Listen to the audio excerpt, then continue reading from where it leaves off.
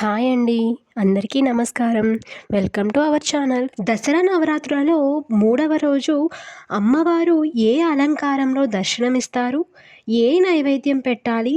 ఏ మంత్రం జపించాలి? ఇలాంటి విషయాలన్నీ ఈ వీడియోలో తెలుసుకుందాం. సెప్టెంబర్ 24 బుధవారం రోజు దసరా నవరాత్రులలో మూడవ రోజు విజయవాడ క్షేత్రంలో అమ్మవారు అన్నపూర్ణాదేవి అలంకారంలో దర్శనమిస్తారు. అలాగే శ్రీశైల క్షేత్రంలో అమ్మవారు చంద్రఘంటాదేవిగా మనకు దర్శనం ఇస్తారు.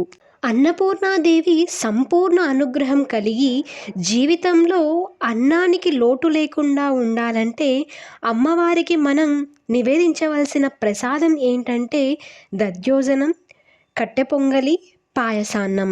మనం జపించవలసిన మంత్రం చంద్రఘంటాదేవి అనుగ్రహం వలన మనకు ఉన్నటువంటి శత్రుబాధలన్నీ తొలగిపోతాయి.